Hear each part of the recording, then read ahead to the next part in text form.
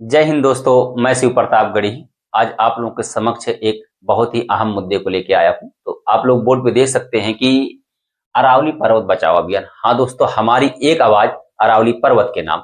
और हम आशा करते हैं और उम्मीद करते हैं कि हमारे जो भी व्यूअर्स हमको देख रहे होंगे उनका भी भावनात्मक कमेंट या लाइक्स इस अरावली पर्वत के नाम पर आना चाहिए। तो दोस्तों, जो भी हमारा व्यूअर्स सोशल मीडिया से जुड़ा होगा, वह चाहे यूट्यूब हो, फेसबुक हो, इंस्टाग्राम हो, न्यूज़पेपर हो, किसी न किसी माध्यम से देख रहे होंगे कि इस समय अरावली पर्वत से संबंधित बहुत सारे न्यूज आप लोग के सामने आ रहे होंगे। तो दोस्तों, क्या है कि मुद्दा अरावली पर्वत को लेकर अभी सुप्रीम कोर्ट का एक जजमेंट आया है। सुप्रीम कोर्ट का कहना है कि अरावली पर्वत के नजदीक में जो जमीन है उससे कितनी ऊंचाई पर कौन कौन शिखर हैं उनको हम अरावली पर्वत का हिस्सा मानेंगे और कौन कौन से ऐसे उनको अरावली पर्वत का हिस्सा नहीं मानेंगे।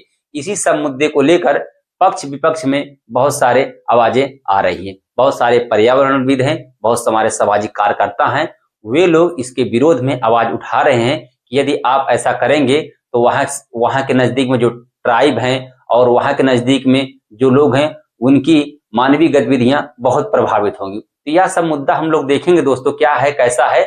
और उससे पहले हम एक छोटी सी कविता इस प्रकृति पर लिख रहे हैं, उसकी 2 पंक्तियां 3 पंक्तियां आप लोग से साझा करेंगे कि ऐसा लिखें दोस्तों कि ना जाने किस रूप में थी, पता नहीं कैसे दिखती थी। प्रकृति के बारे में ऐसा है कि ना जाने किस रूप में थी, पता नहीं कैसे दिखती थी, इसने इसे रचा हुआ कमाल की उसकी रचना है। तो दोस्तों, अब हम स्टेप बाय स्टेप आप लोग से साझा करेंगे कि अरावली पर्वत आखिर है कहाँ, इसकी क्या विशेषता है, और यदि अरावली पर्वत नहीं रहेगी या इसके कुछ भाग यहाँ पर नहीं रहेंगे तो किसको नुकसान होगा, किस किस राज्य को नुकसान होगा, हमारे जलवायु पर क्या प्रभाव पड़ेगा, हमारे वर्षा पर क्या प्रभाव पड़ेगा, हमारे जनमानस पर क्या प्रभाव पड़ेगा, उसको सब हम बात आप लोग से साझा करेंगे। तो आप लोग ध्यान से देखिएगा दोस्तों, शायद हमारी कुछ जानकारी छोटी मोटी दोस्तों अधूरी रह जाए तो उसके लिए हम क्षमा प्रार्थी रहें। तो अगर हम इसकी विशेषता के बारे में बात करेंगे दोस्तों, तो जो अरावली पर्वत है दोस्तों, जो विश्व की बहुत सारी प्राचीनतम पर्वत श्रेणियां हैं उनमें से एक अरावली पर्वत भी है दोस्तों। जो हम देखते हैं यहाँ कर हमारे क्या बोलते हैं उत्तर भारत में देखते हैं जो हिमालय पर्वत है उनसे भी कई साल दोस्तों यह पुरानी जो है हमारी अरावली पर्वत है। और इसकी अगर विस्तार के बारे में बात करें दोस्तों, तो इसका विस्तार जो है, इसका विस्तार भारत के पश्चिमी क्षेत्र में जो राज्य हैं, खासकर 4 राज्यों में इसका विस्तार है दोस्तों। कहाँ कहाँ है? गुजरात में। गुजरात दोस्तों एक पालनपुर क्षेत्र है, वहां से इसका है। गुजरात में है, राजस्थान में है, हरियाणा में है, दिल्ली में है। तो आप लोग देख सकते हैं कि इधर गुजरात, राजस्थान, हरियाणा, दिल्ली ये क्षेत्र है, यहाँ 4 राज्यों में दोस्तों इनका विस्तार है। अब खासकर दोस्तों अगर इसका विस्तार लगभग मतलब ज्यादा से ज्यादा देखेंगे तो राजस्थान में इसका विस्तार दोस्तों है लगभग 60% है दोस्तों। कितना है? लगभग 60% दोस्तों राजस्थान में इसका विस्तार है। तो इसके फायदे के बारे में अगर दोस्तों हम लोग बात करेंगे तो इसके बहुत सारे फायदे हैं। मोटा मोटा कुछ चीजें हम लोग बात करेंगे कि मोटा मोटा ऐसे दोस्तों कि यह जो होता है ये मरुस्थलीकरण को रोकता है। क्योंकि दोस्तों आप लोग देख रहे हैं कि इसके पश्चिमी क्षेत्र में जो है राजस्थान एरिया है, यहाँ पर क्या है दोस्तों, मरुस्थल पाया जाता है। और आप लोग सुने भी होंगे कि यहाँ पर थार का मरुस्थल है। तो भारत का सबसे बड़ा मरुस्थल कौन सा है? थार का मरुस्थल है। तो थार का मरुस्थल दोस्तों है, यहाँ पर बालू पाई जाती है। तो यह क्या करता है? मरुस्थलीकरण को, चूंकि जो दोस्तों यह इस क्षेत्रों में क्या बोलते हैं, यह रुकावट पैदा करता है। क्या रुकावट पैदा करता है? इसीलिए जब हवा या आंधियां चलती हैं तो जो मरुस्थलीकरण जो क्षेत्र है दोस्तों, वहां से जब बालू या कुछ और चीजें हैं उड़ के क्या करती हैं, इसके पार नहीं जा पाती हैं। तो क्या करता है? मरुस्थलीकरण को रोकता है। फिर दोस्तों क्या होगा, यह हमारे तापमान को भी निर्धारित करता है, हमारे यहाँ की जलवायु को भी निर्धारित करता है, हमारे यहाँ की वर्षा को भी निर्धारित करता है, और क्या बोलते हैं दोस्तों कि जैव विविधता को भी निर्धारित करता है। तो यह अरावली पर्वत की बहुत सारी विशेषताएं हैं दोस्तों। अब हम बात करेंगे सुप्रीम कोर्ट का जजमेंट क्या है दोस्तों। थोड़ा सा बात कर लेते हैं सुप्रीम कोर्ट का जजमेंट क्या है। तो सुप्रीम कोर्ट का मुख्य रूप से दोस्तों 2 जजमेंट आया है। कौन सा?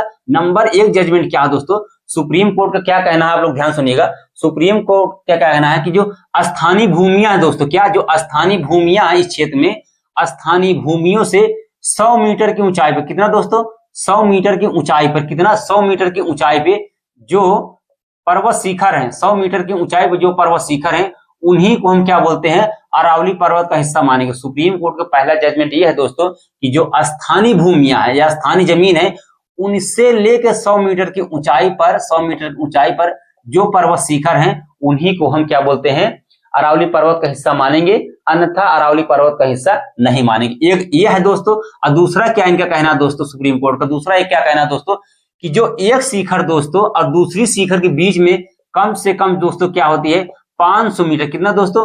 500 मीटर जो हिस्सा है, इन्हीं के बीच में जो क्या बोलते हैं पर्वत शिखर है, उन्हीं को हम क्या करेंगे? अरावली पर्वत का हिस्सा मानेंगे, अन्यथा अरावली पर्वत का हिस्सा नहीं मानेंगे। तो कहने का मतलब यह है दोस्तों, यदि जो 100 मीटर से थोड़ा भी कम होंगी, 100 मीटर से थोड़ा भी, कहने का मतलब अगर हम 99, कितना दोस्तों? 99 मीटर है, 99 पॉइंट दोस्तों कुछ भी मीटर है, तो क्या वो अरावली पर्वत का हिस्सा नहीं रहेंगी? हाँ, वो भी तो होंगे दोस्तों। अगर सोचिएगा, अगर इतना ऐसे पैमाने में निर्धारित करेंगे तो बहुत सारे दोस्तों क्या बोलते हैं नियम कानून या बहुत सारे जनजीवन में जो चीजें चल रही वो भी प्रभावित होंगी, उनको भी आप प्रभावित कर सकते हैं। और सोचिए दोस्तों, जब 500 मीटर निर्धारित करिए, इसकी चौड़ाई जो होती है 500 मीटर थोड़ा भी कम रहेगा, क्या उसको अरावली पर्वत का हिस्सा नहीं मानेंगे? सोचिए। तो इन सब बातों को लेकर दोस्तों क्या है कि कुछ पर्यावरणविद हैं और कुछ क्या बोलते हैं सामाजिक कार्यकर्ता हैं, कुछ एनजीओ हैं, वही सब इसके विपक्ष में इसके दोस्तों क्या हुआ के हैं, धरना दे रहे हैं और क्या बोलते हैं आवाज उठा रहे हैं। तो हम, अगर आप लोग को लगता है कि नहीं यह गलत है, तो आप लोग भी कमेंट बॉक्स में अपनी राय जरूर देंगे। देखिए दोस्तों, यदि अरावली पर्वत का कटाई की जाएगी, छटाई की जाएगी, कुछ भी किया जाएगा यहाँ पर, तो इससे बहुत सारी समस्या उत्पन्न हो जाएगी। इससे इसी अरावली पर्वत से दोस्तों क्या होता है, जो दक्षिणी पश्चिमी मानसून है दोस्तों, उसी को रोककर इन क्षेत्रों में क्या दोस्तों वर्षा कराते हैं। कौन कराता है? यही अरावली पर्वत कराता है।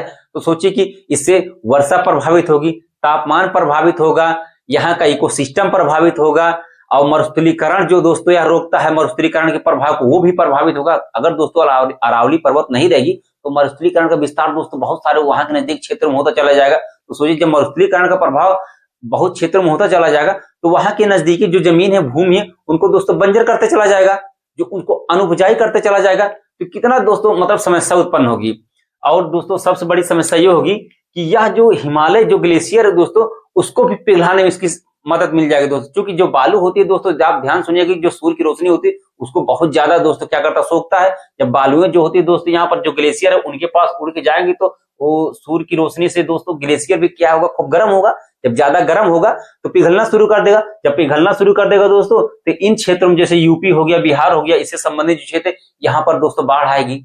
तो बाढ़ से बहुत सारे जनमानस प्रभावित होंगे।